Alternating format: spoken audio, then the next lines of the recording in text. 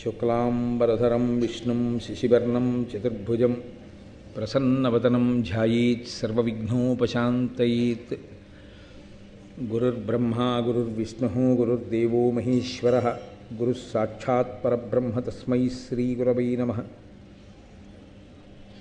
వ్యాసాయ విష్ణురూపాయ వ్యాసరూపాయ విష్ణవే నమో వై బ్రహ్మనిధయే వాసిష్ఠాయ నమో నమః. కూజంతం రామ రామీతి మధురం మధురాక్షరం ఆరుహ్య కవితాశాఖాం వందే వాల్మీకికోకిలం. శృతిస్మృతిపురాణానాం ఆలయం కరుణాలయం నమామి భగవత్పాదశంకరం లోకశంకరం. వాగర్ధావివ సంపృక్తౌ వాగర్ధప్రతిపత్తయే జగతః పితరౌ వందే పార్వతీపరమేశ్వరౌ. సూక్తిం సమగ్రయతున స్వయమైవ లక్ష్మీః శ్రీరంగరాజమహిషీమధురైః కటాక్షైః. వైదగ్ధ్యవర్ణగుణగుంభనగౌరవైర్యాం కండూలకర్ణకుహరాः కవయోధయంతి. హైమోర్ధ్వపుండ్రమజహన్మకుటం సునాసం మందస్మితం మకరకుండలచారుగండం బింబాధరం బహుళదీర్ఘకృపాకటాక్షం. శ్రీవేంకటేశముఖమాత్మనిసన్నిధత్తాం. విమలపటీ కమలకుటీ పుస్తకరుద్రాక్షశస్తహస్తపుటీ కామాక్షీ పక్ష్మలాక్షీ కలిత విపంచీ విభాసి వైరించీ. మనోజవం మరుతతుల్యవేగం జితేంద్రియం బుద్ధిమతాం వరిష్టం. వాతాత్మజం వనరయూధముఖ్యం శ్రీరామదూతం శిరసా నమామి. ఆపదామపహర్తారం దాతారం సర్వసంపదాం లోకాభిరామం శ్రీరామం భూయో భూయో నమామ్యహం. నారాయణం నమస్కృత్య నరం చైవ నరోత్తమం దేవీం సరస్వతీం వ్యాసం తతో జయముదీరయేత్. హరి ఓం. పరమేశ్వర స్వరూపమైన సభకి నమస్కారం.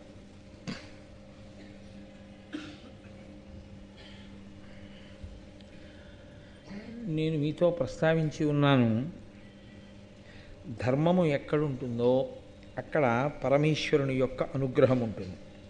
పరమేశ్వరానుగ్రహమునకు మార్గము ధర్మమును అవలంబించుటయే. పాండవులు ధర్మాన్ని పట్టుకున్న కారణం చేత వారికి ఈశ్వరుని యొక్క పరిపూర్ణమైనటువంటి అనుగ్రహం కలిగింది. ఆ కలిగిన కారణం చేత వారికి ఆపదల నుంచి బయటపడడానికి కావలసినటువంటి సాధనములు అలా సమకూరే. విదురుని వంటి మహాపురుషుడు వారికి ఆనుకూల్యుడై ఆ ధృతరాష్ట్రుడు అతని కుమారులు కలిసి పాండవుల్ని ఎలా లాక్షాగృహమునందు దగ్ధం చేద్దామనుకుంటున్నారు అన్న విషయాన్ని తెలుసుకున్నవాడై ఆ కనకుణ్ణి పంపబట్టి ఆ సొరంగ మార్గంలో వాళ్ళు లక్క ఇల్లు తగలబడిపోయినప్పుడు ఎటువంటి ప్రమాదము లేకుండా బయటపడి ఆ అరణ్యానికి చేరుకున్నారు. చేరుకుని నిద్రపోతున్నటువంటి పాండవుల్ని భీముడు తన మిగిలిన సోదరుల్ని తల్లి అయినటువంటి కుంతీదేవిని చూచి బాధపడుతున్నటువంటి ఘట్టం దగ్గర నిన్న మనం ఆపి ఉన్నాం. ఇంతలో ఆ పక్కనే మద్ది చెట్ల యొక్క పెద్ద ఆ తోట ఒకటి ఉంది. ఆ మద్ది చెట్ల వెనకాతలే ఉన్నాడు రాక్షసుడు. అతని పేరు హిడింబుడు. అతను మహాభారతంలో ఈ ఘట్టం ఆదిపర్వంలో చాలా చాలా గొప్ప ఘట్టం, చాలా ప్రత్యేకమైన ఘట్టం. ఎందుకంటే ఈ ఘట్టం భీమసేనుడి వలన రక్షణ పొందడం ఒక ఎత్తైతే ఇది తరువాతి కాలంలో అర్జునుణ్ణి కాపాడింది. అర్జునుణ్ణి ఈ ఘట్టం కాపాడి ఉండకపోతే కురుక్షేత్ర సంగ్రామం ఇంకోలా తిరిగిపోయి ఉండుండేది. అసలు పాండవులకి విజయలక్ష్మి వరించే అవకాశం లేదు. ఇదే పునాది వేసింది అర్జునుడి ప్రాణరక్షణకు. ఈశ్వరుడి యొక్క అనుగ్రహము అంటూ ఉండాలి, కానీ ఆ అనుగ్రహం ఎప్పుడో రావలసినటువంటి ఆపద నుంచి తప్పించడానికి ఇప్పుడే కావలసినటువంటి సంభారములను సమకూరుస్తుంది. ఆయన అనుగ్రహం లేదనుకోండి, ఇప్పుడు బాగుంది అనిపించినటువంటి వర్తమానంలోని సంఘటన భవిష్యత్తులో చాలా ఉపద్రవాన్ని తీసుకొచ్చేదై ఉంటుంది. అది సర్వకాలముల యందు రక్షణ కల్పించేదిగా ఉండాలి అంటే ఒక్క ఈశ్వరుని యొక్క అనుగ్రహము వినా మార్గము వేరొకటి ఉండదు. అందుకే ఆ హిడింబుడు అక్కడే ఉన్నాడు. ఆయన నరమాంసభక్షకుడు, ఆయన మనుష్యుల్ని తింటాడు. అందున నిద్రపోతున్న వారిని తినేయడం అంటే చాలా తేలిక. ఒళ్ళు తెలియకుండా నిద్రపోతున్నటువంటి అన్నదమ్ములు తల్లి అక్కడ ఉండగా భీమసేనుడు ఎక్కడో సరోవరానికి వెళ్ళి మంచినీళ్లు తేవడం కోసమని వెళ్ళాడు. నిజంగా ఈ సమయంలో ఆ నిద్రపోతున్న సమయంలో ఏ ఉపద్రవం జరగకుండా హిడింబాసురుని యొక్క దృష్టి వాళ్ళ మీద పడకుండా కాపాడినవాడు ఎవరయ్యుండి ఉండాలి? అక్కడ మన కంటికి కనపడడానికి సాక్ష్యంగా ఎవరూ లేరు, ఇదిగో ఫలానా వాళ్ళు రక్షించారు అని. భీముడు తిరిగి వచ్చి చెట్టు కింద కూర్చుని తాను కూడా నిద్రపోవడం మొదలుపెట్టాడు అనుకోండి. సాధారణంగా లోకంలో ఎలా ఉంటుందంటే అసలు బడలిక ఎవరు ఎక్కువ పొందారో వాడికన్నా తక్కువ బడలిక పొందినటువంటి వ్యక్తి నిద్రపోతున్నాడు అనుకోండి, దాని ప్రభావం పక్కనున్న వాడి మీద పడుతుంది. అందుకే ఆవలింతకు అన్నదమ్ములు ఉన్నారు అంటారు. ఒకడు ఆవలించారనుకోండి పక్క వాళ్ళకి ఆవలింత వస్తుంది. అందుకే మీరు సాధారణంగా చూడండి ఆర్టీసీ బస్సెస్లో డ్రైవర్కి సమాంతరంగా ఉండేటటువంటి సింగిల్ సీట్లో కూర్చున్న వ్యక్తి ఆవలిస్తున్నా నిద్రపోతున్నా డ్రైవర్లు ఒప్పుకోరు. నువ్వు వెనక్కి వెళ్ళిపోయి కూర్చో అంటారు. ఎందుకంటే వాళ్ళు ఆవలిస్తున్నా వాళ్ళు నిద్రపోతున్నా ఆ దుష్ప్రభావం డ్రైవర్ మీద కూడా పడుతుంది. కాబట్టి బడలిక ఎక్కువ ఉన్నవాడు తొందరగా నిద్రపోతాడు. అంతగా బడలిపోయినటువంటి భీమసేనుడు మిగిలినటువంటి అన్నదమ్ములు నిద్రపోతున్నటువంటి విషయాన్ని చూసి ఆయన కూడా నిద్రపోయాడు అనుకోండి, అప్పుడు మరీ ఉపద్రవం రావాలి. కానీ భీముడికి నిద్ర రాకుండా చేసి ఏదో కష్టాలు జ్ఞాపకానికి వచ్చి అతను అలా చెట్టు కింద కూర్చుని అన్నదమ్ముల్ని తల్లిని చూసేటట్లు అంతసేపటి వరకు అతను సరోవరానికి వెళ్ళి తిరిగి వచ్చేంత వరకు హిడింబాసురుని యొక్క మనస్సు, ఆయన యొక్క దృష్టి ఈ పాండవుల మీద పడకుండా ఉండేటట్టు ఎవరు కాపు కాశీ ఉండి ఉంటారు? ఈశ్వరుడు వినా ఇంకొకడు లేడు. ఈశ్వరుడు ఎందుకు అలా ఆనుకూల్యతా సిద్ధిని అక్కడ కల్పించాలి? ఒక్కటే కారణం, వాళ్ళు ధర్మాన్ని పట్టుకొని ఉన్నారు. ధర్మము అన్న మాటని చాలా జాగ్రత్తగా అర్థం చేసుకోవాలి. ధర్మము నేను తరచూ మనవి చేస్తుంటాను, ధ్రియతేవా జనైరితి ధర్మం. ఈశ్వరుడు ఈ పిండాండాన్ని సృష్టించినప్పుడే బ్రహ్మాండమునందు భోగస్థానములను సృష్టించాడు. ఇక్కడ కన్నిచ్చాడు, బయట చూడడానికి కొన్ని అందాలు ఇచ్చాడు, ఓ జలపాతం, పూలతోట, ఇలాంటివన్నీ.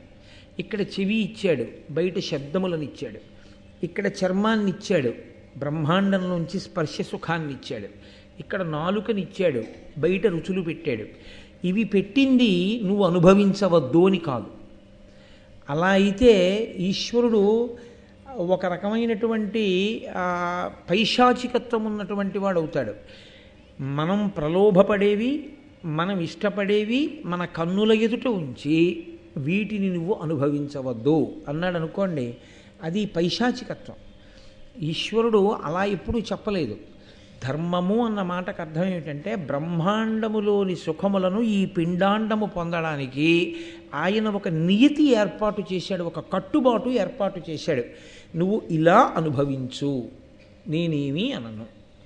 ఈ కంటితో చూడు, ఈశ్వర ప్రసాదంగా చూడు. నాలుకతో తిను, సాత్వికమైన పదార్థాన్ని తీసుకుని ఈశ్వరార్పణం చేసి ఒకరికి పెట్టి తిను. చెవితో మధురమైన శబ్దములను విను, భగవత్ సంబంధమైన విషయములను విను, తప్ప పనికిమాలినవన్నీ చెవులతో వినవద్దు. దేనికి మనం పాడవుతామో అవి వద్దని, ఏవి ఎంత అనుభవించాలో అంత అనుభవించమని ఈశ్వరుడు చేసిన శాసనమునకే ధర్మమని పేరు. యథార్థమునకు ధర్మం తప్పాడంటే అర్థం ఏమిటండి? ఎలా పట్టుకోవాలో అలా పట్టుకోలేదు.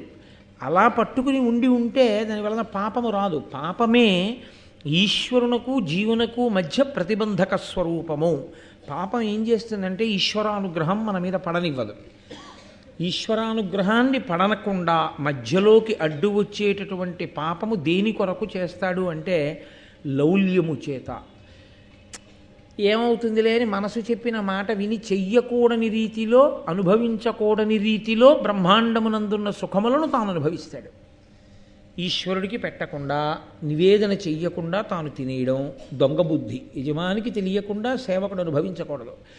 ఈశ్వరుడికి సంబంధించినవన్నీ. కాబట్టి ఈశ్వరుడికి చెప్పి తినడం దొరతనం, ఈశ్వరుడికి చెప్పకుండా తినడం దొంగతనం. అంతే. ఇది నేను పుస్తకం పెట్టుకుని ఉపన్యాసం చెప్పడానికే ఇక్కడ పెట్టబడింది. కానీ ఇది ఎంతవరకు ఉపయోగించుకోవాలి? నేను ఈ వేదిక మీద కూర్చుని ఉపన్యాసం చెప్పేటప్పుడు నా పుస్తకాన్ని పెట్టుకోవడానికి మాత్రమే ఉపకరణముగా నేను స్వీకరించవలసి ఉంటుంది. నా ఉపన్యాసం అన్నీ అయిపోయిన తర్వాత ఆదిపర్వం పూర్తి చేసేసి ఇది నేను పుస్తకం పెట్టుకోవడానికే తయారు చేశారు కాబట్టి నేను ఇంట్లో కూడా పుస్తకాలు ఎట్టుకుంటూ ఉంటాను, నేను పట్టుకెళ్ళిపోతానని దీన్ని నేను పట్టుకెళ్ళకూడదు. ఇది దేవాలయం సొత్తు, దీన్ని వదిలేయాలి. ఏది ఎక్కడ వరకో అక్కడ వరకే. నేను ఒక కారులో వచ్చాననుకోండి, కారు అక్కడ ఉంచేస్తాను, కానీ ఓ కారా నన్ను ఇక్కడ దాకా తీసుకొచ్చావు, చిన్న బుచ్చుకుని నువ్వు అలా ఉండడం ఏంటి, నువ్వు లోపలికి రా అని ఇక్కడికి తీసుకొస్తావా? తీసుకురాం. ఏది ఎక్కడి వరకో అక్కడ వరకు మీరు ఒక నియతి చేసుకున్నప్పుడు మించి ఈశ్వరుడు ఒక నియతి చేశాడు బ్రహ్మాండ పిండాండ సమన్వయంలో. ఆ నియతిని పాటించి అనుభవిస్తే ఆయన ఎంతో సంతోషిస్తాడు. షహబాష్, నేను ఎలా చెప్పానో అలా అనుభవిస్తున్నాడు కాబట్టి ఇతనికి నేను అభ్యున్నతిని ఇస్తాను, ఇంకా సుఖాన్ని ఇస్తాను. సుఖం అనుభవించడానికి ఏది ఉండాలండి? శరీరం ఉండాలి. శరీరం ఉండడమే బతికి ఉండడం. కాబట్టి బ్రతికి ఉంచేటట్టు చూసేవాడు, సుఖములను అనుభవించడానికి యోగ్యమైన స్థితిని ఇచ్చేవాడు ఈశ్వరుడే. ఆ ఈశ్వరుడు దేనికి ఇస్తాడు అంటే పక్షపాత బుద్ధితో కాదు, పట్టుకున్న ధర్మాన్ని అనుసరించి ఇస్తాడు. కాబట్టి ఇప్పుడు హిడింబాసురుని నుండి రక్షణ చేస్తున్నవాడెవరు? ఈశ్వరుడే. కనబడ్డాడా అండి? అక్కడ కనపడక్కర్లేదు. ఆయన అంతటా ఉంటాడు, ఎప్పుడూ ఉంటాడు, ఉండి రక్షణ చేస్తూ ఉంటాడు. ఇప్పుడు భీముడు వచ్చి చెట్టు కింద కూర్చుని పరివేదన పొంది నిద్రపోకుండా కూర్చున్నప్పుడు, ఇందులో మళ్ళీ చిత్రం ఏమిటో తెలుసా అండి? శరీరము పొందినటువంటి బడలిక చేత సుఖమనేటటువంటి లక్షణాన్ని ఊహించకుండా నిద్రకు ఉపక్రమిస్తాం మనం. మీరు లోకంలో చూడండి, బాగా బడలిపోయిన వాడికి మంచి పడకక్కర్లేదు, నిద్రపోతాడు. ఎంత బడలిపోయున్నా నిద్ర ఎప్పుడు రాదో తెలుసా అండి? మనసు యందు ఆందోళన ఉంటే. ఎంత అలిసిపోయి ఉండనివ్వండి, నిద్ర రాదు. ఎందుకంటే మనసు ఆందోళనకి గురి అయితే రాదు. భీముడి మనసు ఆందోళనకి గురి అయి ఉండి ఉండకపోతే ఏమో ఆ చెట్టుకే వీపు అంచి నిద్రపోయేవాడేమో. ఆయన మనసులో ఆందోళన కలిగేటట్టు చేసినవాడు కూడా ఈశ్వరుడే. దానివలన ఆయనకి నిద్ర రాలేదు. ఆ నిద్ర రాకపోవడమే రక్షించింది పాండవుల్ని. ఏమండి, నిద్రలో పాండవుల్ని ఎత్తుకెళ్తే చంపలేరా? అది వేరు మాట. కుంతీదేవిని పట్టుకెళ్ళిపోతే రాక్షసుడు ఎంతసేపు చంపాలండి ఒక ఆడదాన్ని? అది పెద్ద విశేషమా? కానీ అసలు అటువంటి కీడు జరగకుండా ఉంది అంటే అది కేవలము ఈశ్వరి ఇచ్ఛ. ఇన్ని కదలికలకు కారణమైన వాడెవడో వాడే ఈశ్వరుడు. నేను మీతో తరచుగా ఆ మాటే చెప్తున్నాను. ఎక్కడెక్కడ కదలికలు ఆనుకూల్యతా సిద్ధిని పొందినా, ఎక్కడెక్కడ కదలికలు ప్రతికూలతని సిద్ధింపచేసి ఆపదని తెచ్చినా అది పరదేవత యొక్క నిర్ణయము చేతనే. కాబట్టి ఇప్పుడు పరమేశ్వరుడే ఈ నిర్ణయాన్ని చేశాడు. ఇప్పుడు చూశాడు హిడింబుడు, ఆయనకి వాసన వచ్చింది.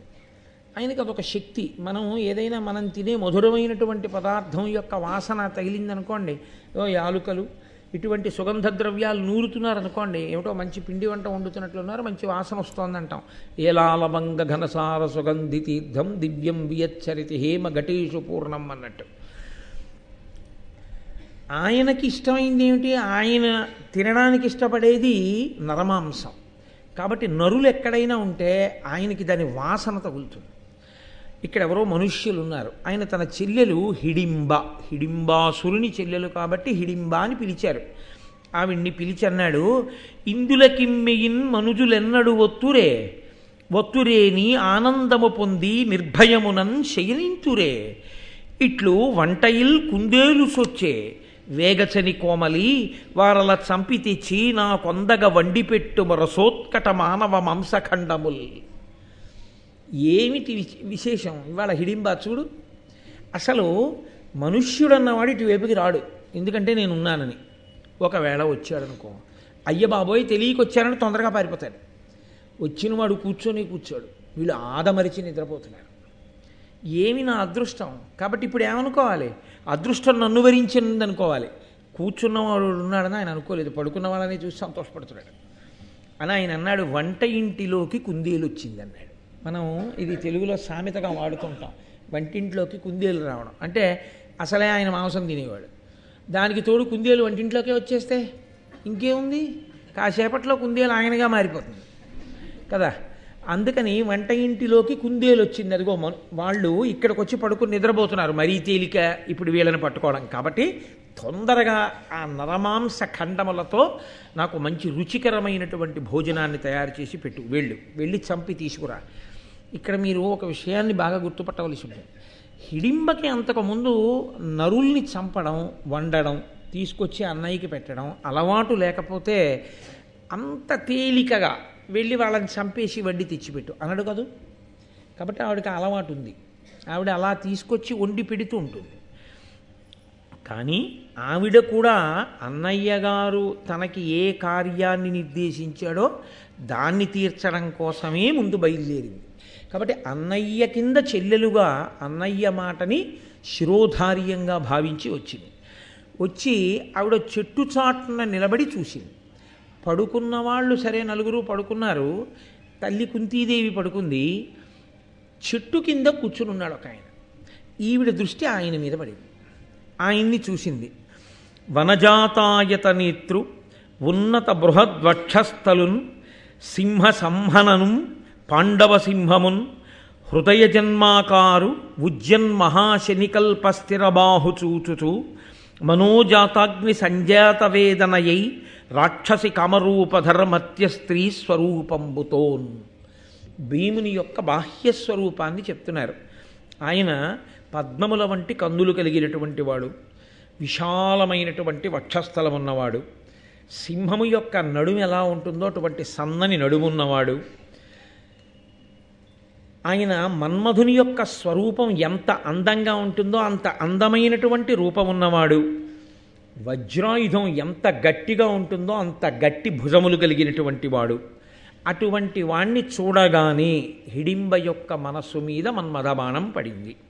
పడి నేను రాక్షస స్త్రీ వేషంలో వెడితే ఆయన నన్ను ఆదరించడు అని కామరూపి కనుక తన రూపాన్ని మార్చుకుని మర్త్య స్త్రీ స్వరూపంబుతో మనుష్యకాంత యొక్క రూపాన్ని పొంది చాలా అందగత్తెగా భీముని ముందు నిలబడి రమణి నిజభ్రాతృనియోగము తలపక అప్పుడు భీము కదిసే పతి స్నేహమ కామినులకు బలవంతము పెర నెయ్యములు వేయు తత్సదృశములే.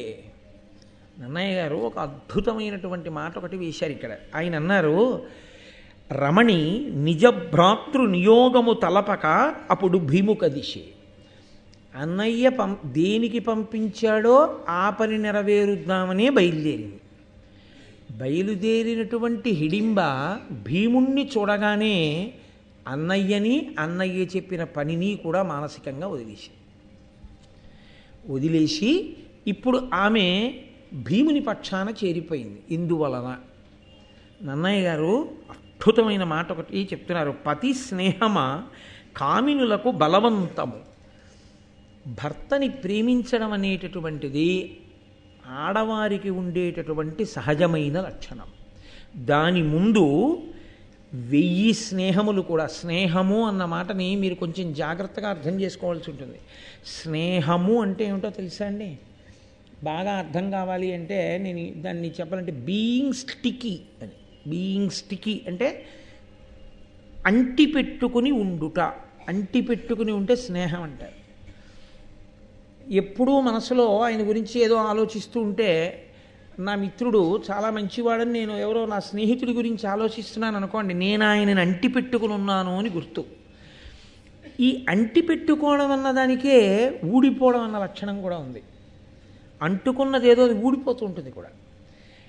చాలా అంటుకుంటాయి, ఒకటంటుకోదు. జీవితంలో అంటుకునేవి ఒక్కటే అంటుకోవాలని ఏం లేదు, చాలా అంటుకుంటాయి. అందులో ఈయన నా స్నేహితుడు అంటాను, ఆయన నా స్నేహితుడు అంటాను, ఆయన నా స్నేహితుడు అంటాను. బోళ్ళంతమంది స్నేహితులు అంటే ఇంతమంది నన్ను అంటుకున్నారు. తమ్ముడు అంటుకున్నాడు, అన్నయ్య అంటుకున్నాడు, ఇవన్నీ అంటుకున్నాయి అనుబంధములుగా. ఇవన్నిటికన్నా పెద్దదైపోతుందట ఒక అంటుకోవడం. ఎవరాయనంటే భర్త అన్న ఆ స్నేహభావం అది అంటుకోగానే ఆడది దీన్ని అంటిపెట్టుకుని ఉండడం కోసం మిగిలిన వాటిని విడిచిపెట్టేస్తుందట కూడా. అందుకు నెలకి 3 వానల్లో ఒక వాన కురిపించమని చెప్పారు. పతివ్రత అయిన స్త్రీ కారణంగా ఒక వాన కురియాలి అని చెప్పారు. ఎందుకో తెలుసా అండి? పుట్టింది ఒక చోట, తల్లిదండ్రుల మీద ప్రేమ ఉండదా? ఉంటుంది. ఆ తోడబుట్టిన వాళ్ళ మీద ప్రేమ ఉండదా? ఉంటుంది. తను పుట్టి పెరిగిన ప్రదేశం మీద ప్రేమ ఉండదా? ఉంటుంది. తను తన చుట్టూ ఉన్నటువంటి స్నేహితులు, ఆ వాతావరణం, దీని మీద ప్రేమ ఉండదా? ఉంటుంది. భర్త ఎప్పుడు వచ్చాడు జీవితంలోకి? ఒక 15 రోజుల క్రితం వచ్చాడు, తాళి కట్టిన తర్వాత 15 రోజుల క్రితం వచ్చాడు తప్ప నిజానికి అతనికి సంబంధించినటువంటి గుణగణములు ఏమీ ఆమెకి తెలియదు. ఈమె గురించి ఆయనకి తెలియదు. ఇవన్నీ ఎప్పటి నుంచో అంటుకున్నవి. తాను పుట్టినప్పుడే ముందు పుట్టేసిన వాళ్ళు అంటుకున్నారు, తాను పుట్టిన తరువాత పుట్టిన వాళ్ళు అంటుకున్నారు, తాను పుట్టి పెరుగుతున్నప్పుడు సమాజంలో చాలామంది అంటుకున్నారు, అంటే స్నేహాలు అయ్యాయి.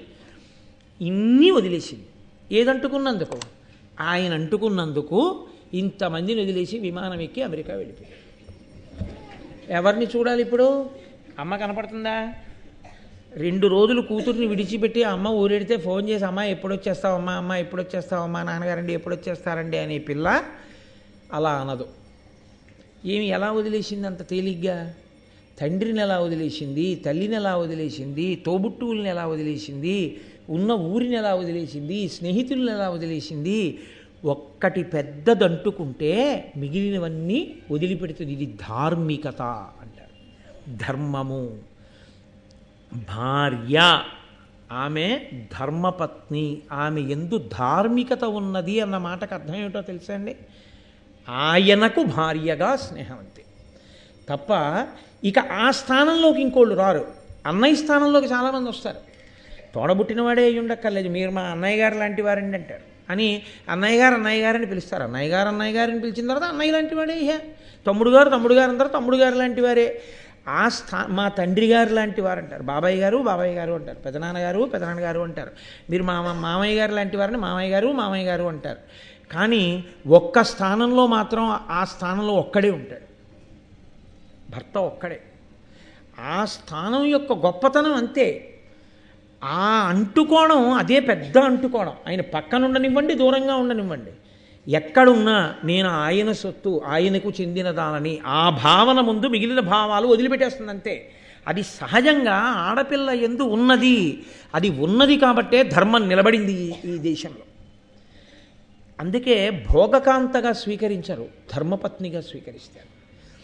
అంటే మీరు ఈ నన్నయ్య గారు చెప్తున్న ఈ పద్యంలో ఒక అపురూపమైన విషయాన్ని ఆయన ప్రవేశపెట్టారు. మనకి ఇప్పటి వరకు ఏం తెలుసంటే, హిడింబాసురుని చెల్లెలు అంటే హిడింబ చాలా పెద్ద రాక్షసి, ఆమె నరమాంసం తింటుంది, అన్నయ్యకి నరమాంసం పెడుతుంది, ఆమె భీముణ్ణి పాండవుల్ని చంపి తీసుకెళ్ళడానికి వచ్చింది. కాబట్టి ఇప్పుడు ఆమె భీముని యందు కామం కలిగి ఒకవేళ రూపాన్ని మార్చుకున్నా ఆమె బుద్ధి అంత మంచిది కాదేమో అన్న అనుమానం ఒకటి మనలో ఉండిపోతుంది కదా. నన్నయ్య గారు ఎంత గొప్ప పద్యంతో నివృత్తి చేస్తున్నారో చూడండి. ఆమె పతిభావమును పొందింది, ఆడది ఇలాంటి భావాన్ని పొందితే మిగిలినవి వదులుతుంది కదూ అన్నారు ఆయన. అంటే ఇప్పుడు ఆమె కామము ధార్మికమా, ఆమె కామము కేవలము భోగానురక్తియా? ఒక రాక్షస స్త్రీ స్వభావంతో పుట్టినది రాక్షస స్త్రీగా, కానీ ఆమె కోరుతున్నది భీముణ్ణి పతిగా. అంటే ఒకవేళ భీముడు కొంతకాలమే ఆవిడితో ఉండి వెళ్ళిపోయినా, కొంతకాలము ఉండి వెళ్ళిపోయిన కారణం చేత భీముణ్ణి తన కడుపున మోసి కొడుకుగా కంటుంది. ఆమెని పత్ని అంటారు, యజ్ఞంలో పక్కన కూర్చుంటుంది. భీముణ్ణి కడుపున మోసి భీముణ్ణి కొడుకుగా కంటుంది. అందుకని భీమతేజస్సే, భీమబలమే ఘటోత్కచ బలం. అలా కంటుంది. ఆ తర్వాత ఇంకా ఆమెకి భోగం అక్కర్లేదు. ఆమె నేను భీముని పత్నిని అని శేష జీవితం గడిపేస్తుంది. ఎలా గడిపేస్తుంది? చాలు, భీముని ప్రతిరూపం నాకు కొడుకుగా దొరికాడు, అతని లాలనలో పాలనలో ఆమె గడిపేయగలదు. ఆమెకి భర్త పక్కనే ఉండాలని కూడా లేదు. ఒక రాక్షస స్త్రీ పుట్టుక చేత లోపల పట్టుకున్న ధర్మం అంత గొప్ప ధర్మం. ఇది ఆమె మనస్థితికి కితాబ్. ఆమె ఎంత గొప్ప స్త్రీగానో పరిచయం చేస్తున్నారు. ఎందుకో తెలుసా అండి? దీని వెనకాతల ఒక కారణం ఉంది. హిడింబ ఇప్పుడు కానీ భీముడిని పెళ్లి చేసుకోవడం అంటే భీముడికి భార్య అయితే పాండురాజు గారికి వచ్చిన మొట్టమొదటి కోడలు. ఆమెకి కొడుకు ముందు పుడతాడు. ఆమెకి కొడుకు పుడతాడు కాబట్టి పాండురాజు యొక్క కుమారులైన పాండవులలో మొట్టమొదటి మనవడు కుంతీదేవికి హిడింబ వల్లే పుడతాడు. అటువంటి వంశాంకురం పుట్టే ముందు ఏ దైవము పడుకున్న వాళ్ళని రక్షించిందో ఆ దైవము ఒక పనికిమాలిన కాంతని భీముని పక్కకి ఎందుకు తీసుకొస్తుందండి? పైగా ఇటువంటి కాంతని తీసుకొస్తోంది అంటే భావిలో ఏదో గొప్ప రక్షణ జరగాలి కదా. కాబట్టి ఎన్నిటిని ఈశ్వరుడు సమకూరుస్తున్నాడో, ఒక రాక్షస స్త్రీ యందు ఎంత ధర్మం ఉన్నదో, ధర్మం అన్నది ఉండాలి కానీ ఉపాధి ఏది అన్న దాంతో సంబంధం లేదు. ధర్మం ఒకటి ఉంటే మీరు ప్రస్తుతి చేయవలసిందే, మీరు పొగడవలసిందే తప్ప జాతిని చూసి రాక్షస స్త్రీగా పుట్టింది కాబట్టి ఆవిడ ఎంత ధార్మికంగా ఉన్నా మేము భీముడికి భార్యగా ఒప్పుకోం అని తీర్పు చెప్పడానికి అంగీకారయోగ్యము కాదు. అంతే. ధర్మమే ప్రధానము. ఇతిహాసమైనటువంటి భారతం, పంచమవేదమైనటువంటి భారతం ధర్మాన్ని అంత గొప్పగా చూపిస్తుంది. కాబట్టి అటువంటి హృదయంతో ఆమె వచ్చి నిలబడి ఉంది. ఇప్పుడు ఆమె భీముడికి సమీపంగా వెళ్ళింది. వెళ్ళి భీముడితో అంది, పతివైన నిన్నుంచేకొని మా ఎన్న ఎగ్గు చెయ్యక కాచున్, మరి నీవా పతివి గుణాకరా ఈ జన్మమున మహాస్నేహమునన్. ఎంత పెద్ద మాట వేసిందో చూడండి. నువ్వు నాకు పతివైతే, భర్తవైతే నిన్ను మా అన్నయ్య చంపేయడు. మిగిలిన వాళ్ళ సంగతి అలా ఉంచు, నిన్ను చంపడం ఎందుకని అంటే నా బావగారు చెల్లెలి మొగుడు, అందుకని వదిలేస్తాడు. నా పసుపు కుంకాలు తుడిచేయుడుగా అన్నయ్య అయ్యుండి, అందుకని నీ జోలికి రాడు. నువ్వు మరి నీవ పతివి గుణాకరా ఈ జన్మమున మహాస్నేహమునన్, ఈ జన్మకంతటికీ నువ్వే నా పతివి అన్నాడు.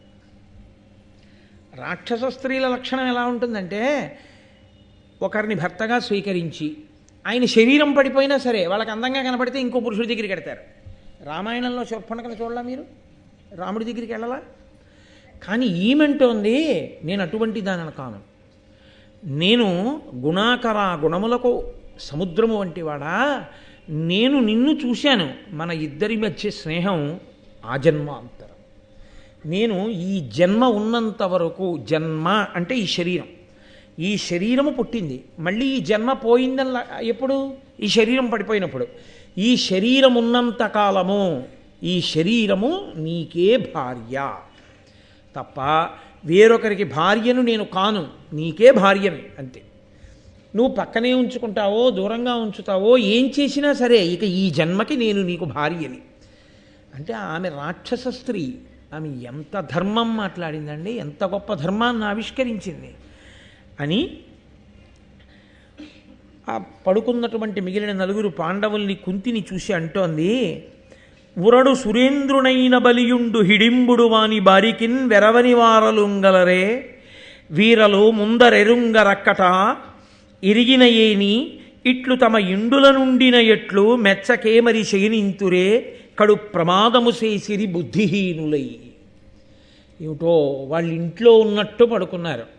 చూడండి, మనం ఈ మాట ఎక్కువ వాడుతుంటాం, మా ఇంట్లో ఉన్నట్టుందండి అంటాం. ఏమిటి మా ఇంట్లో ఉన్నట్టు? మా ఇంట్లో ఉన్నట్టు అన్నది మానసిక భావన. మీరు బాగా గుర్తుపెట్టుకోండి. ఇప్పుడు ఏదో పై ఊరు వెళ్ళారు, ఎక్కడ ఉపన్యాసాలు చెప్పడానికి, వాళ్ళు మీకు చేసిన లోటు ఏం లేదు. శుభ్రంగా ఏసీ రూమ్ ఒకటి ఇచ్చారు, శుభ్రంగా అయ్యా అర్చన చేసుకుంటారా అన్నారు, కొబ్బరికాయలు ఇచ్చారు, పువ్వులు తెచ్చారు, అభిషేకం చేసుకుంటారా అన్నారు, ఆవు పాలు తీసుకొచ్చారు, పూజ అయ్యాక చెప్పండి గుళ్ళోకి తీసుకెడతా ఉన్నారు, సాయంకాలం ఉపన్యాసం చెప్పండి అన్నారు. ఏం చెప్తే అదే విన్నారు. ముప్పొద్దులా మీకు ఏం కావాలో అది వండి చక్కగా వంట బ్రాహ్మణ్ణి పెట్టి మీకు అన్నీ వండించి పెట్టారు. ఓ 10 రోజులు ఉపన్యాసాలు చెప్పాక అబ్బాయి ఇంటికి వెడితే బాగుండండి అంటాం. ఏమి ఎందుకు? ఇంట్లో ఏసీ ఉందా, ఇంట్లో ఇలా వంట బ్రాహ్మణులు ఉన్నారా, ఏమి ఎందుకు ఇంటికి వెళ్ళిపోవడం? నా భావన, నాది అంతే. కరెంటు లేకపోతే పేడాపోయేది, ఉత్తరీయం గుండెల మీద వేసుకుని విసిరికర్రెట్టి విసిరుకుంటూ పడుకుంటే చాలు, నిద్రపడుతుంది. నాదన్న భావన యందు సౌఖ్యం ఉన్నది.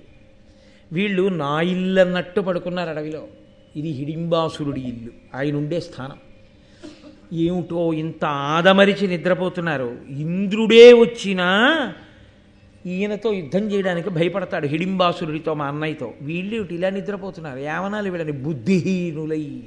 వీళ్ళు బుద్ధిహీనులు, ఎక్కడ ఎలా నిద్రపోవాలో తెలియని వాళ్ళు, ఇంట్లో పడుకున్నట్టు పడుకున్నారు అది అని ఆవిడంది. పాండవులు మిగిలిన వాళ్ళ సంగతి అలా ఉంచు, నిన్ను నేను దూరంగా తీసుకెళ్ళిపోతాను, మా అన్నయ్యకి తెలియకుండా మన ఇద్దరం వివాహం చేసుకుని సంతోషంగా క్రీడించి జీవితాన్ని గడుపుదాం, మా అన్నయ్యకి తెలియకుండా. అంటే భీముడు అన్నాడు, విను బేల, ఎట్టి కష్టుడు తన పురుష గుణంబు సెడగ తల్లిని తో పుట్టిన వారి విడిచి రాగంబున చపల స్త్రీ సుఖంబు పొందుని చెప్పుమా. భీముడు నిజానికి హిడింబ యొక్క హృదయంలో ఉన్న ఔన్నత్యాన్ని అర్థం చేసుకోవడంలో పొరపాటు పడ్డాడు. ఆయన అన్నాడు, చపల అని కదన్నాడు, చాంచల్యమైనటువంటి మనసున్నదానా, ఇప్పుడు నీకు నా యందు అనురక్తమయ్యావు కాబట్టి నీవు నాతో కలిసి వచ్చేస్తానంటున్నావు. రేపొద్దున్న నీకు మీ అన్నయ్య మీద అనుబంధం ఏర్పడుతుంది. నేను పడుకున్నప్పుడెప్పుడో నన్ను కోచి తీసుకెళ్ళి మీ అన్నయ్యకి పెడతావు. నువ్వు చపల స్త్రీవి, నీ మనసు ఎప్పుడూ ఒకలా ఉండదు. పైగా బేల అంటే సరి అయిన నిర్ణయం చేసుకోలేక ఎప్పటికీ ఏది తోస్తే అలా ప్రవర్తించేటటువంటి స్థితి ఉన్నదానా. ఎట్టి కష్టుడు తన పురుష గుణంబు సెడగా, పురుషుడైన వాడు తన గుణం నశించిపోయేటట్టుగా తల్లిని, తోబుట్టువులను, తోడపుట్టిన వాళ్ళని, తల్లిని అలా విడిచిపెట్టేసేసి వాళ్ళు నిద్రపోతుంటే ఎవరో ఒక చపల చిత్త అయిన స్త్రీ దొరికింది కదా అని ఆమెతో కలిసి వెళ్ళిపోతాడా? నా తమ్ముళ్ళు, నా అన్నగారు, నా తల్లి ఏమైపోయినా పర్వాలేదా? ఏమిటి మాట్లాడుతున్నావు నువ్వు? ఇలా మాట్లాడచ్చా అని క్రచ్చరనొక్క రక్కసుడు కాడు, సురాసురులెల్లనొక్కటై వచ్చిన నీవు చూడక అమార్య బలోన్నతి చేసి వారలన్ రచ్చి వధింతుగాక, ఇటు వచ్చి శ్రమం పడియున్న ఇచ్చటన్ మెచ్చగు వీరిదైన సుఖనిద్రకు భంగము చెయ్యునేత్తునే. మీ అన్నయ్య వస్తే ఏదో ఇంద్రుణ్ణి ఇది చేసేస్తాడు, ఎటువంటి వారినైనా పరాక్రమంలో పడగొట్టగలడు అంటున్నావు కదా. నేను నీతో ఒక మాట చెప్తున్నాను చూడు. క్రచ్చరనొక్క రక్కసుడు కాడు, సురాసురులెల్లనొక్కటై వచ్చిన నీవ చూడగా అవార్య బలోన్నతి చేసి వాళ్ళలను రచ్చి వధింతుగాక. సురాసురులందరూ కలిపి కట్టకట్టుకుని యుద్ధానికి వచ్చినా సరే నేను ఒక్కడే చంపేస్తాను. మీ అన్నయ్య ఎంత?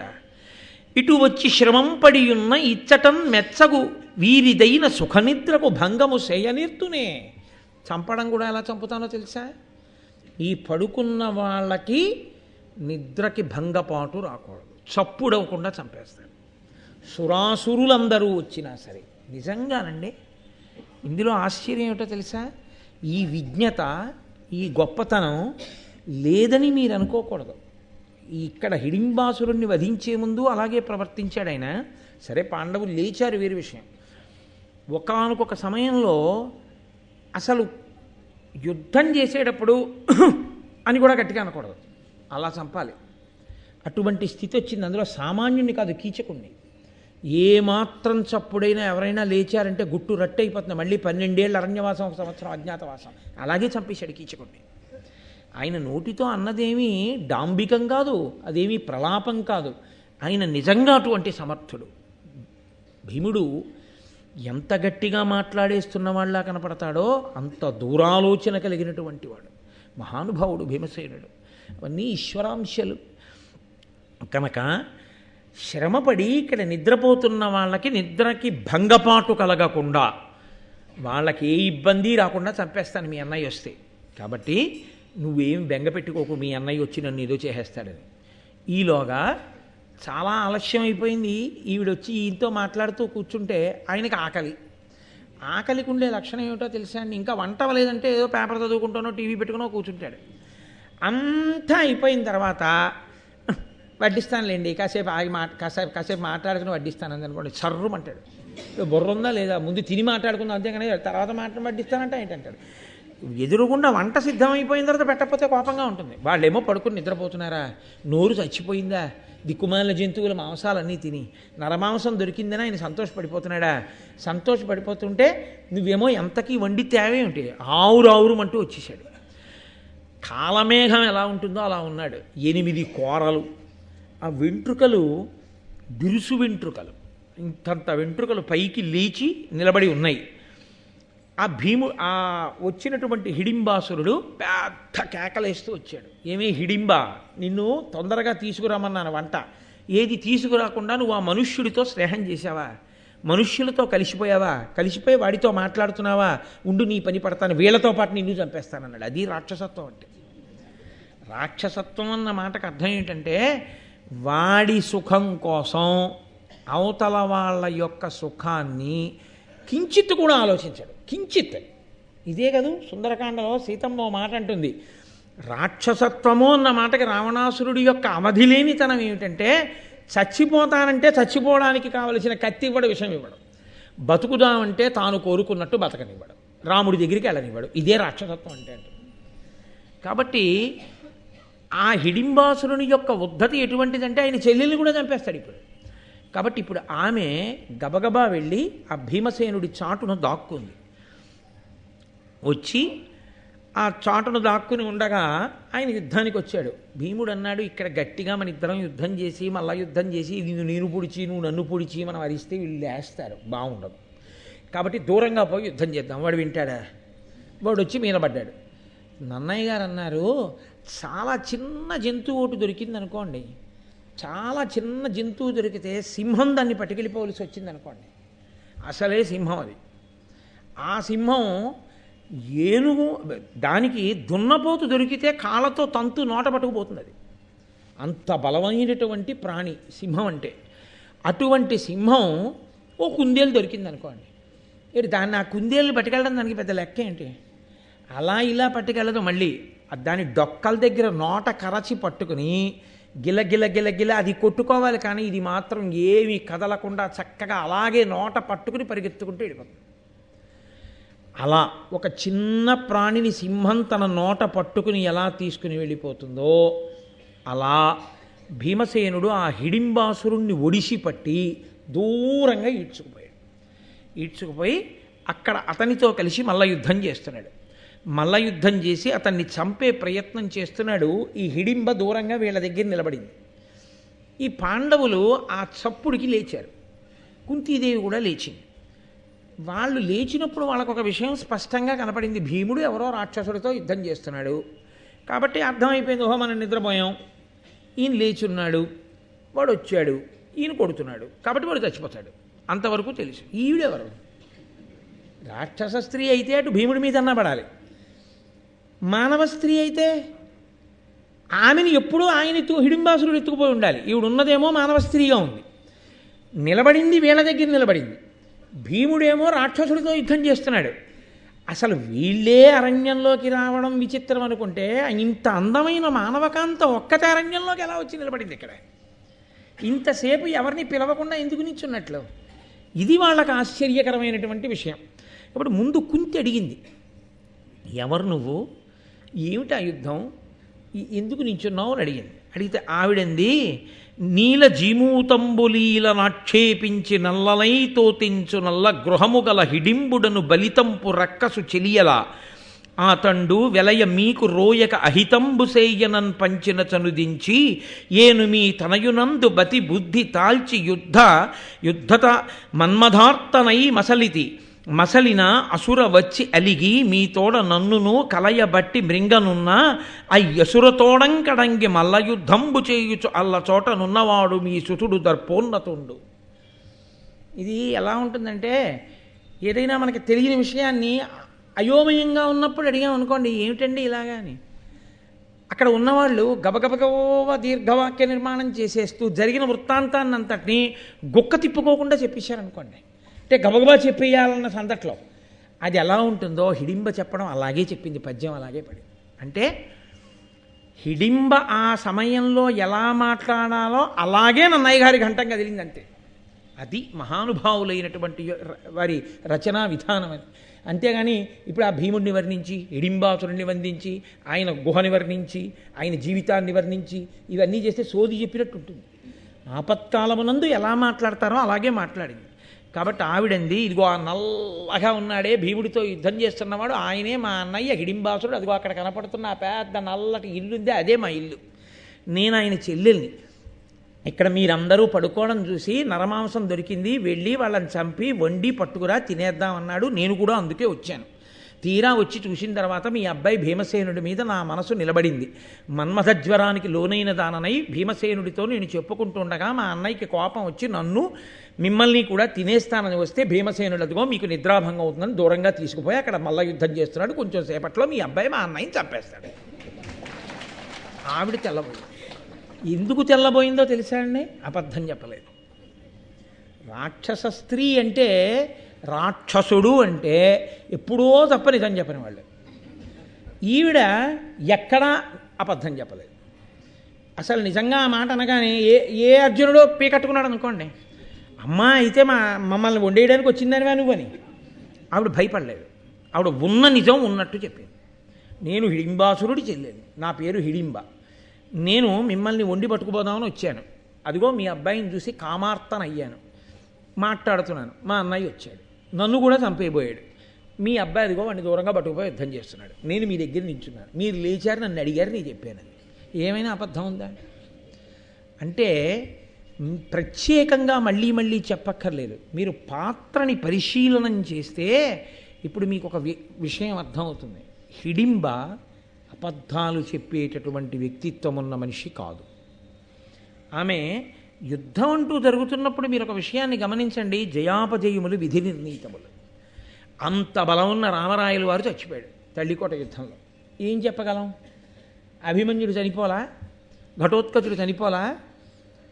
యుద్ధం అన్న దాంట్లో ఎటైనా ఉంటాయి. అంత గొప్ప బలం ఉన్నటువంటి వాడు గంధర్వుడి చేతిలో ఆ విచిత్ర వీర్యుడు చనిపోలా. అలా లోకంలో చిత్ర విచిత్రమైన పరిస్థితులు ఉంటాయి. కాబట్టి ఇప్పుడు ఒకవేళ భీమసేనుడికి ఏమైనా అయితే, నేను రాక్షసుడి చెల్లెల్ని అని చెప్పేస్తే వీళ్ళు నన్ను చంపేస్తే, అందుకని కొంత చెప్పి కొంత చెప్పకుండా ఊరుకోవచ్చు కదా. ఆవిడ అలా చెప్పలేదు, ఆవిడ ఉన్నది ఉన్నట్టు చెప్పింది. అంటే ఇప్పుడు ఆవిడ త్రికరణ శుద్ధిగా వాళ్ళతో బంధుత్వాన్ని కోరుతోంది. అంటే వాళ్ళు అంగీకరించలేదు, కానీ ఆవిడ ఆ ఇంటి కోడలైపోయింది. కాబట్టి మా అత్తగారు, మా బావగారు, మా మరుదులు, వాళ్ళకి నేను అబద్ధాలు ఆడడం ఏంటి? నేను ఉన్నది ఉన్నట్టు చెప్పేయాలి. ఇప్పుడు నేను హిడింబాసురుడికి శత్రువుని తప్ప నేను వీళ్ళకి శత్రువుని కాను, నేను వీళ్ళింటి కోడల్ని. ఆవిడ మనసు నిలబడిపోయింది అంతే. ఇది ఒక రాక్షస స్త్రీ యందు ఇంత రుజుత్వం ఉండడం, ఇటువంటి స్త్రీ అక్కడ కనపడడం పాండవులకు ఏదో గొప్ప మేలు జరగబోతోంది అనడానికి సూచన.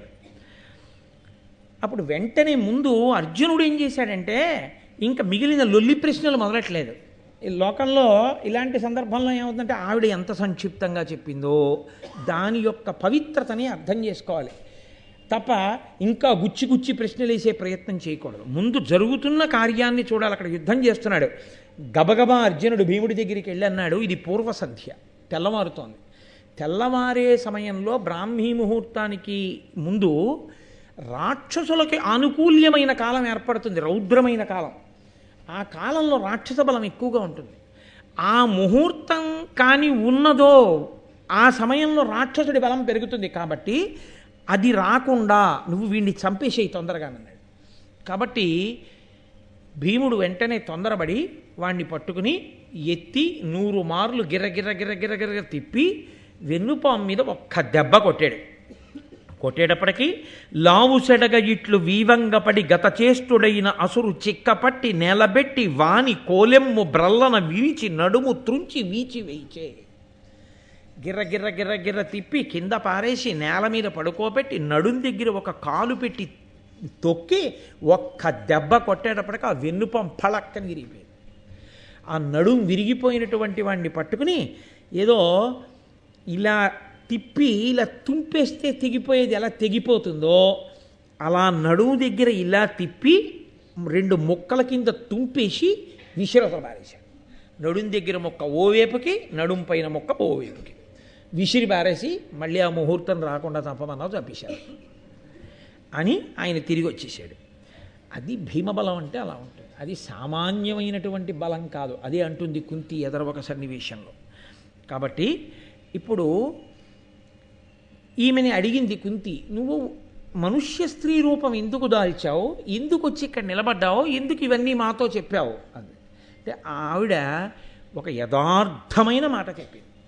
ఆవిడంది, నేను మీ అబ్బాయి ఎడల మన్మథ తాపమునకు గురి అయ్యున్నాను. మీరు మీ అబ్బాయిని ఇచ్చి నాకు పెళ్లి చేయకపోతే, నేను మీ అబ్బాయితో కలిసి ఉండకపోతే నేను ఆ మన్మథ జ్వరాన్ని ఓపలేక చచ్చిపోతాను, నా ప్రాణాలు పోతాయి, నేను ఆత్మహత్య చేసుకోక్కర్లేదు, నేనే చచ్చిపోతాను అన్నాడు. కుంతీదేవి వింది. ఇందులో చాలా పెద్ద మలుపుస్మండి, అదేం సామాన్యమైన విషయమని మీరు అనుకోకూడదు. ఆవిడ చాలా స్పష్టంగా త్రికరణ శుద్ధిగా స్వచ్ఛమైన హృదయంతో ఉన్నది ఉన్నట్లు మాట్లాడింది హిడింబ. అప్పుడు భీముడు విని అన్నాడు, మీ అన్నయ్య ఎంత టక్కరివాడో చూశాను, వాడికి తోడబుట్టిందని నువ్వు మాయావివే, రాక్షస స్త్రీవి, నీ దిక్కున్న చోటుకెళ్ళి నువ్వు చావు తప్ప నేను పెళ్ళాను అన్నాడు.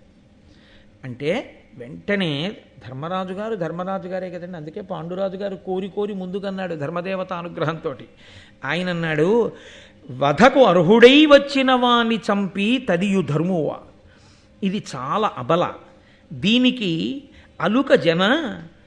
అలుక జనదు, ఆత్మరక్షకు అగ్గలంబు ధర్మరక్షయ ఉత్తమ ధార్మికులకు. నాయనా భీమ, ఎవడిని చంపేయాలో వాడిని చంపేశావు, బాగుంది, అది ధర్మం. ఈమె అబల, ఈమెని చంపకూడదు.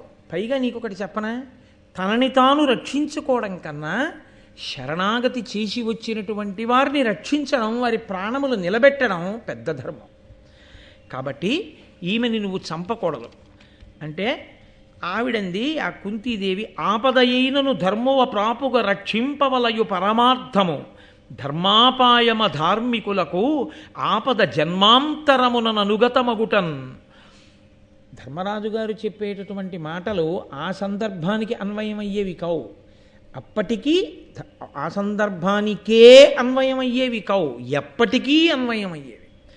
ఆయన ఎంత గొప్ప మాట అన్నాడంటే, ఆపదయైనను ధర్మువ ప్రాపుగా రక్షింపవలయు. మాయావి ఈమె అని కదా నువ్వు భయపడుతున్నావు, దానివల్ల ఆపద అని కదా. ఆపద వస్తుంది అనుకున్నా మన ధర్మాన్ని మనం నిలబెట్టుకోవాలి. మన ధర్మం నిలబెట్టుకోవడం ముఖ్యమా, ఆపద వస్తుందేమోనని శంకించి ధర్మాన్ని వదిలిపెట్టడం ముఖ్యమా అంటే, ధర్మాన్ని విడిచిపెట్టేశావనుకో, వచ్చే జన్మకు కూడా నీతో వచ్చేది ఏదైనా ఉంటే ధర్మం ఒకటే. వస్తుందో రాదో అనుకున్న ఆపద ఈ జన్మలో పోతుంది, ధర్మం అంటూ ఉంటే ఆపద పోతుంది. రెండు, ఆపద అంటూ వచ్చినా ఈ జన్మలో వస్తుంది, ఈ జన్మలో పోతుంది. ధర్మము వచ్చే జన్మకి కూడా నీతో పెట్టుబడిగా వస్తుంది. కాబట్టి ధర్మాన్ని మాత్రం ఎప్పుడూ విడిచిపెట్టకూడదు. ఏదో ఆపద వస్తుంది అందుకని నేను ఈ అబలని రక్షించను, ఈమెని దూరంగా పొమ్మంటావేమిటి, తప్పు, నువ్వు అలా అనకూడదు. అంటే ఆమె అంది, ఆ హిడింబ, నన్ను మీరు సామాన్య స్త్రీ అనుకుంటున్నారు, నేను మిమ్మల్ని అందరినీ అరణ్యంలో మోసి వహించి తీసుకెడతాను, నాకు బలం ఉంది. రెండు, ఇక్కడికి కొద్ది దూరంలో శాలిహోత్రుడు అనబడేటటువంటి ఒక ముని యొక్క ఆశ్రమం ఉంది. ఆయన చాలా గొప్ప తపస్వి. ఆయన తన తపోబలం చేత ఒక చెట్టుని, ఒక సరోవరాన్ని నిర్మించాడు. ఆ సరోవరంలో నీళ్లు ఎవరు తాగుతారో వారికి ఆకలి దప్పికలు ఉండవు. ఆ చెట్టు కింద ఎవరు పడుకుంటారో వాళ్ళకి చలి కానీ, గాలి కానీ, ఎండ కానీ, వాన కానీ ఉండవు. 4 నుంచి రక్షణ పొందుతారు. ఎందుకని అంటే అవి రెండు ఆయన యొక్క తపస్సు చేత సృజింపబడినవి, అందుచేత వాటికి ఆ దివ్యశక్తి ఉంది. మీరు కొంతసేపటి తర్వాత శాలిహోత్రుని ఆశ్రమానికి ఎడతారు, ఆయనతో మాట్లాడతారు, ఆ సరోవరంలో నీళ్లు తాగుతారు, ఆ చెట్టు కింద కాలక్షేపం చేస్తారు. మీరు అలా కొన్నాళ్ళు ఉన్న తర్వాత మీ దగ్గరికి వేదవ్యాస భగవానుడు వస్తాడు. వచ్చి మీరు తరువాత చెయ్యవలసినటువంటి పనిని మీకు చెప్తాడు. నేను పుట్టుక చేత రాక్షస స్త్రీని, కానీ నాకు భూత భవిష్యత్ వర్తమాన కాలములు తెలుసు, ఇవి జరుగుతాయి. కాబట్టి నన్ను నమ్మండి, నాకు దివ్యత్వం ఉంది, నన్ను నమ్మి నన్ను మీ కుటుంబంలో సభ్యురాలిగా స్వీకరించండి. నేను పరమభక్తితో మిమ్మల్ని అందరినీ మోస్తాను. నా ప్రాణం నిలబడాలంటే నన్ను భీమసేనుడితో మాత్రం భార్యగా కలపండి. అంటే కుంతీదేవి అంది, ధర్మరాజు గారు చెప్పిన మాట, నేను చెప్పిన మాట నువ్వు వినాలిగా. తండ్రి లేనప్పుడు తండ్రితో సమానం ధర్మరాజు, ధర్మం తెలుసున్నవాడు. నేనా కన్న తల్లిని, మీ ఇద్దరం చెప్పిన మాట వినాలి. ఇది పరమసాధ్వి, దీనిని మది నుండుగా తలుపవలదు, మానుగా పుత్రాభ్యుదయముగు పాండుహితముగా, ఇది కార్యంబని పరిగ్రహింపుము నిమ్మిన్. నాయన, ఇది పరమసాధ్వి, ఈ అమ్మాయి చాలా సాధ్వీమణి, మంచిదిగా కనపడుతోంది. కాబట్టి నువ్వు అనుమానించకూడదు. ఈమెకి నీ వలన కుమారుడు జన్మించే పర్యంతము ఈమెతో కలిసి ఉండు, రాత్రులందు మా వద్ద ఉండు. ఎందుకంటే భీమసేనుడు ఉంటే ఆపదలు గట్టెక్కుతాయి. రాత్రులందు మా వద్ద ఉండు, తెల్లవారగానే హిడింబతో కలిసి నువ్వు విహారం చేయి కావలసిన ప్రదేశాలు, రాత్రి మాత్రం కొడుకుని తీసుకొచ్చి అప్పచెప్పేసి. ఇలా ఎంతకాలము నువ్వు హిడింబతో కలిసి ఉండాలంటే పుత్రోదయం అయ్యే వరకు ఉండాలి. పాండురాజు గారి మొట్టమొదటి మనవడు నీ కొడుకు రూపంలోనే వస్తాడు కాబట్టి పుత్రోదయం అయ్యే వరకు కలిసి ఉండండి ఇద్దరు అంది. ఆవిడ కూడా ఏమంది, ఈ జన్మకు పతివి నువ్వు అంది తప్ప ఈ జన్మాంతరము నీతోనే నేను ఉండాలని అనలేదు. కొడుకు పుడితే ఆ కొడుకుని చూసుకుని కేవలము భీమునికి భర్తగా బతికేస్తుందంతే. ఇక ఆమె జీవితంలో పరపురుష స్పర్శ ఉండదు. అదే ఆమె సాధ్వీత్వం. కాబట్టి ఆమె అంగీకరించింది కుంతీదేవి. సరే, అన్నగారు తల్లి చెప్పింది కాబట్టి భీమసేనుడు ఆ వచ్చినటువంటి హిడింబతో కలిసి పగటిపూట ఆ నదీ తీరముల యందు అరణ్యముల యందు పూదోటల యందు విహారం చేస్తుండేవాడు. చీకటి పడే వేళటికి పాండవుల వద్దకు వస్తుండేవాడు. అయితే ఇందులో ఒక పెద్ద ధర్మసూక్ష్మం ఒకటి ఇమిడి ఉంది. పాండవులు ఐదుగురులో పెద్దవాడు ధర్మరాజు గారు. ఒక తండ్రి కడుపున పుట్టినటువంటి బిడ్డలకి అన్నగారు పెళ్లి చేసుకోకుండా ఉండగా అన్నగారి కన్నా చిన్నవాడు తమ్ముడు పెళ్లి చేసుకోకూడదు. అలా పెళ్లి చేసుకున్నాడు అనుకోండి, తమ్ముడిని ఏమని పిలుస్తారంటే పరివేత్త అని పిలుస్తారు. అలా పెళ్లి తనకి పెళ్లి కాకముందే తమ్ముడి పెళ్ళి అయిపోయినా తాను పెళ్లి చేసుకోకుండా ఉండిపోయి అన్నయ్య హోదాలో వచ్చి అక్షతలు వేశాడు అనుకోండి, ఆయన్ని పరివేత్తి అని పిలుస్తారు. అలా అన్నయ్య పెళ్ళి కాకుండా ఉండగా తమ్ముడు పెళ్లి చేసుకుంటే అలా పెళ్లి జరిగినప్పుడు ఐదుగురిని ఆ జన్మలో ఎన్ని పుణ్యాలు చేసినా నరకానికి పంపించేస్తారు. ఎవరెవరిని అంటే పెళ్లి చేసుకోకుండా తానుండగా తమ్ముడికి పెళ్ళవుతుంటే అంగీకరించిన అన్నగారిని, అన్నగారికి పెళ్ళి అవ్వకుండా ఉండగా పెళ్లి చేసుకున్న తమ్ముణ్ణి, ఆ తమ్ముడికి పిల్లనిచ్చినటువంటి కన్యాదాతని, ఆ తమ్ముణ్ణి పెళ్లి చేసుకున్న పిల్లని, ఆ పిల్లకి ఈ పిల్లాడికి పెళ్లి చేయించిన పురోహితుణ్ణి. అది బ్రహ్మస్థానం కదండి. మరి బ్రహ్మస్థానం న్యాయం చెప్పద్దు. కాబట్టి ఐదుగురిని నరకానికి పంపించమన్నారు. వాళ్ళు ఏ పుణ్యం చేయనివ్వండి, ఏ పాపం చేయనివ్వండి, ఇంకా దాన్ని నేను లెక్కలోకి తీసుకోరు, వాళ్ళు వెళ్ళిపోవలసిందే నరకానికి. మినహాయింపు ఒక్కటి ఇచ్చారు. ఎప్పుడు అన్న బతికుండగా తమ్ముడు పెళ్లి చేసుకోవచ్చు. అంటే అన్న దీర్ఘరోగి అయి ఉంటే, అన్న పిచ్చివాడైపోతే, అన్న దేశాంతరం పట్టి వెళ్ళిపోతే, అన్న సన్యసిస్తే, అన్న వేశ్యాలోలుడు వేశ్యాలంపటము కలిగిన వాడైతే, ఇటువంటి లక్షణములు కలిగిన వాడై అన్న ఉంటే అప్పుడు తమ్ముడు అన్న బ్రతికున్నా సరే వివాహం చేసుకోవచ్చు. తప్ప అలా కాకుండా ఉంటే మాత్రం తమ్ముడు ఎప్పుడూ అన్నయ్య కన్నా ముందు పెళ్లి చేసుకోకూడదు. ధర్మరాజు గారు ఉన్నాడే ముందు, ఈయన కాడు, సాక్షాత్ ముందు ధర్మరాజు గారు, ఉన్నది కుంతి. ఎలా చెప్పారు ఈ ధర్మం? మరి ఇప్పుడు ఆ భీమసేనుడు పరివేత్త కాలేదా? ధర్మానికి పెద్ద వైక్లభ్యం రాలేదా? అసలు మొట్టమొదట ఐదుగురికి పెళ్లి చేసే క్రమం అదే. భీముడికి పెళ్లి చెయ్యొచ్చా హిడింబనిచ్చి? హిడింబకి భీముడికి ధర్మరాజు కన్నా ముందే కొడుకు పుట్టేయచ్చా? పాండురాజు వంశం వర్ధిల్లవలసినటువంటి విధానం అదే. దీన్ని ఎలా అంగీకరించాడు ధర్మరాజు? దీన్ని ఎలా అంగీకరించింది కుంతి? కేవలం ఏదో రాక్షసుడు, ఒక ఘటోత్కచుడో ఎవరో పుడతాడో, ఆయన ఎప్పుడో పనికొస్తాడో అని అనుకున్నారు అనుకోండి. పనికొస్తాడన్న స్వార్థానికైనా ధర్మాన్ని విడిచిపెట్టడం దోషమేగా. అది మరింత దోషభూయిష్టం, తన స్వార్థం కోసం ధర్మాన్ని వదిలేయడం. ధర్మరాజు అలా ఒప్పుకుంటాడా? మరి ఎందుకు జరిగింది ఈ ఘట్టంలో ఇలా అంటే, ఈ ఘట్టంలో పెళ్లి జరగలేదుగా, కన్యాదానం చేయలేదుగా. కన్యాదాత ఎవరైనా ఉన్నాడా? కన్యాదానం చేయలేదు. మంత్రభాగం ఏమైనా ఉందా? పురోహితుడు ఉన్నాడా? లేడు. మరి కన్యాదానం చెయ్యింది పెళ్ళం కాదుగా. భార్య కానిదానితో ఉండడం వేశ్యాలంపటం కిందకే వస్తుందిగా. అప్పుడు మరీ అధార్మికంగా. మరి అప్పుడు భీముడు ఎలా ఉన్నాడు అంటే, ధర్మములకెల్లా గొప్ప ధర్మం ఏమిటో తెలుసా అండి? ప్రాణిరక్షణయే ధర్మం. అన్ని ధర్మములలోకి సర్వోత్కృష్టమైన ధర్మం ఏది అంటే ప్రాణిని రక్షించుట. ఇన్ని విషయాలు సత్యాలు చెప్పిన హిడింబ, భూత భవిష్యత్ వర్తమాన కాలములు చెప్పిన హిడింబ, ఒక్క అబద్ధం మాట్లాడని హిడింబ భీముడితో నాకు సమాగమం కలగకపోతే నేను చనిపోతాను అని చెప్పింది. కాబట్టి అది కూడా సత్యం. ఇప్పుడు ఏ కారణం చేత భీముడి పక్కకి హిడింబని పంపకపోయినా హిడింబ మరణానికి కారణం పాండవులే అవుతారు, కుంతి అవుతుంది. అది కట్టి కుడపదా? అందుకని ప్రాణిరక్షణ కన్నా గొప్ప ధర్మం లోకంలో లేదు కాబట్టి ఆమె రక్షింపబడాలి. వివాహం అంటూ జరిగితే పరివేత్త అవుతాడు. వివాహము జరగకూడదు, ఆమె ప్రాణము రక్షింపబడాలి.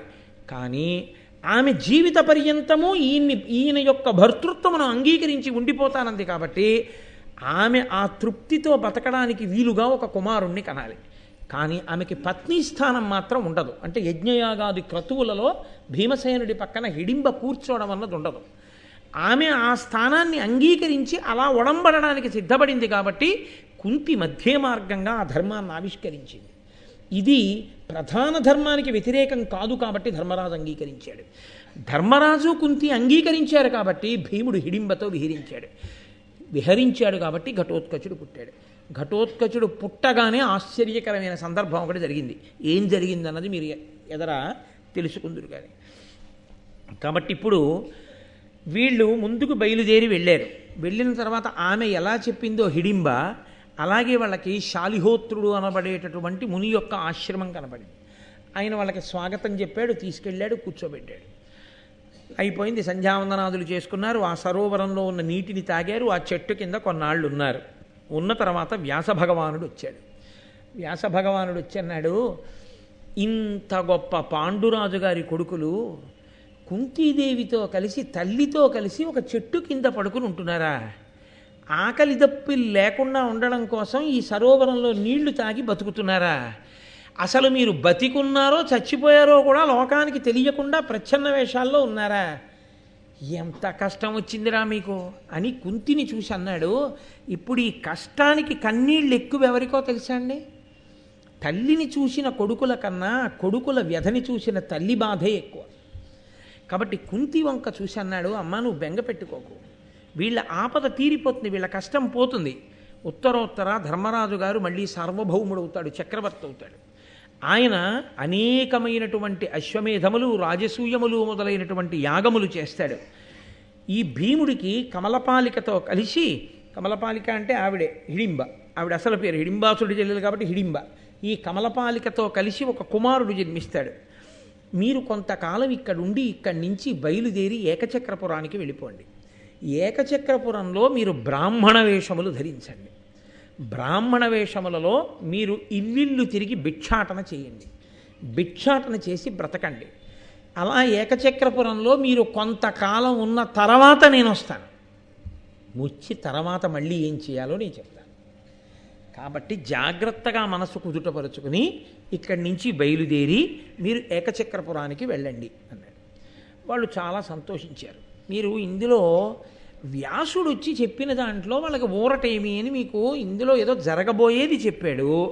కానీ భిక్షాటన చెయ్యండి, ఏకచక్రపురంలో ఉండండి, బ్రాహ్మణ వేషాల్లో ఉండండి, ఇంత ఇలా ఎందుకు చెప్పాడు అని ఒక అనుమానం రావచ్చు. మొట్టమొదటి ధర్మసూక్ష్మం ఏమంటే, నరజన్మ ఎత్తినవాడు ఎన్ని కష్టాలు వచ్చినా ఆత్మహత్య మాత్రం చేసుకోకూడదు, తనని తాను చంపుకోకూడదు. కళ్యాణీ బతగాదేయం లౌకికీ ప్రతిభాతిమా ఏతి జీవంతి మానందో నరం వర్ష శతాదపి అంటుంది సీతమ్మ. 100 సంవత్సరములు బతికితే అందులో 99 సంవత్సరముల 11 నెలల 29 రోజులు కష్టాలే పడ్డా చచ్చిపోయే ముందు ఒక్కరోజు శుభవార్తల పరంపర విని తీరుతాడు తప్ప శుభవార్త లేకుండా జీవితం ఉండదు. కష్టానికి ఓర్చుకోవాలి తప్ప కష్టాన్ని ఓర్చుకోకుండా శరీరాన్ని పడగొట్టకూడదు. ఎందుకో తెలుసా అండి? ఒక్కటే కారణం. అలా ఎందుకు చెప్తారండి అని మీరు నన్ను అడగచ్చు. కష్టం అన్నది ఎందుకు వస్తుంది? ఎవడు అంత కష్టంలో ఉన్నాడో వాడు చూస్తున్నప్పుడు వాడికి ఏమనిపిస్తుందంటే, ఇంతమంది సుఖపడుతున్నారు, నేను ఒక్కడనే కష్టపడుతున్నాను. ఈ కష్టం ఎందుకు వచ్చినట్టు అంత? ఆ కష్టాన్ని అనుభవింపచేయటం చేత ఈశ్వరుడు పూర్వజన్మలలో నువ్వు చేసిన పాపములను తీసేస్తాడు. ఈ పునర్జన్మయే సనాతన ధర్మమునకు ప్రాతిపదిక. నువ్వు అనుభవిస్తున్న సుఖముల కారణం చేత నువ్వు చేసిన పుణ్యాన్ని తీసేస్తాడు. సుఖపడుతున్నాడు, పుణ్యం పోతోంది, కష్టపడుతున్నాడు, పాపం పోతోంది. ఈ శరీరంతో ఉన్నావు, పాపాన్ని పోగొట్టుకోవచ్చు, కాబట్టి సుఖాన్ని పొందొచ్చు. తర్వాత ఈ శరీరాన్ని పడగొట్టావు, ఇంకో పెద్ద పాపం ఒకటి వచ్చి చేరింది నీకు. తప్ప చేసుకున్న పాపం ఎలా పోతుంది? పోదు. కాబట్టి దీన్ని పడగొట్టకూడదు, దీన్ని ఉంచి దీని చేత అనుభవించడంలో ఓర్మిని పొందాలి. కాబట్టి ఈ ఓర్మిని పొంది ఉన్నవాడు ఎవడున్నాడో వాడు ఎప్పుడో అప్పుడు తప్పకుండా మళ్ళీ సుఖాన్ని అనుభవిస్తాడు. 2, లోకంలో బ్రాహ్మణుడు క్షత్రియుడు వీళ్ళకి సరే ఇంకా కొంతమందితో పాటుగా యజ్ఞోపవీతం వేస్తారు. యజ్ఞోపవీతం వేశారు అంటే అర్థం ఏమిటంటే వాడు కేవలం వాడి కోసం మాత్రమే బతకవలసిన వాడు కాడు అని హెచ్చరిక. యజ్ఞోపవీతం బ్రాహ్మణుడికి ఎందుకేస్తారంటే నువ్వు భోగాలు అనుభవిస్తూ కూర్చో అని కాదు. భోగం తాను అనుభవించడం తగ్గించి తాను కష్టపడి వేదాంగములను పురాణములను శాస్త్రములను ఆయన చదవాలి. చదివి ఏ ప్రయోజనాన్ని కోరకుండా లోకాన్ని ధర్మ మార్గంలో నిలబెట్టడానికి ఆయన ప్రబోధం చెయ్యాలి. అలా ప్రబోధం చెయ్యవలసిన బ్రాహ్మణుడే చచ్చిపోతే లోకానికి ఆదర్శం పోతుంది. ఆదర్శం పోతుంది కాబట్టి అవసరమైతే భిక్షాన్నంతినైనా నువ్వు బతకవలసిందే. అప్పుడు నువ్వు ఆదర్శం అవుతావు, ఏమీ మాట్లాడకుండానే ఆదర్శం అవుతావు. ఒరే అంత కష్టం వచ్చిందిరా మహానుభావుడికి, భిక్షాన్నంతిని బతికాడు తప్ప చచ్చిపోలేదు, భిక్షాన్నంతిని లోకాన్ని నిలబెట్టాడు, తాను నిలబడ్డాడు, అంత గొప్ప స్థితిని పొందాడు. కాబట్టి మనం ఎందుకు చచ్చిపోవాలి అని మిగిలిన వాళ్ళకి ఒక ఊరట, ఒక సందేశం కలుగుతుంది. 10 మందిని బతికించవలసిన వాడు క్షత్రియుడు. క్షత్రియుడి జీవితంలో హేయమైన విషయం మంచం మీద చచ్చిపోవడం. ఎప్పుడు? రాచరికం ఉన్నటువంటి రోజుల్లో, క్షాత్రధర్మం ఉన్న రోజుల్లో మాట గురించి నేను ప్రస్తావన చేస్తున్నాను. మంచం మీద కాదు చచ్చిపోవలసింది, యుద్ధభూమిలో శరీరంలోంచి నెత్తురు ఏరులు కారుతుండగా పడి చచ్చిపోయినా అందుకే వీరస్వర్గం ఇస్తా ఉన్నారు. ఎందుకు వెళ్ళాడు యుద్ధానికి? ఒళ్ళు బలిసి యుద్ధం చేయకూడదు, ఒళ్ళు కొవ్వెక్కి యుద్ధం చేయకూడదు. అమాయకులైన వారిని చెనకడానికి వచ్చిన వారిని శిక్షించడానికి యుద్ధానికి వెళ్ళి చచ్చిపోయిన బలహీనుడైన వాడిని రక్షించే ప్రయత్నంలో చచ్చిపోయాడు కాబట్టి వీరస్వర్గం ఇస్తారు. ఒంట్లో ఓపిక ఉండి కూడా బలహీనుడు పాడైపోతున్నా లేచి వెళ్ళి నిగ్రహించకుండా మంచం మీదే చచ్చిపోయిన వాడిని హీనలోకాలకు పంపించేస్తా ఉన్నారు. ధర్మం మాట్లాడింది శాస్త్రం. మీరే చచ్చిపోతే కష్టాలు వచ్చాయని మీకు అటువంటి ఆలోచన రాకూడదు.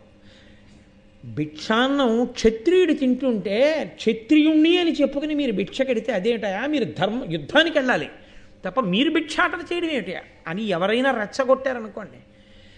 సమయము అని ఒకటి ఉంటుంది, దేశము కాలము అని 2 మాటలు ఉంటాయి లోకంలో. కలిసి వచ్చుట అంటారు దీన్ని. ఓర్పు ఎంతకాలం అంటే దేశము కాలము మీకు కలిసి రావాలి. దేశకాలములు కలిసి వచ్చేంత వరకు పట్టవలసిన దానికే ఓర్మి అని పేరు.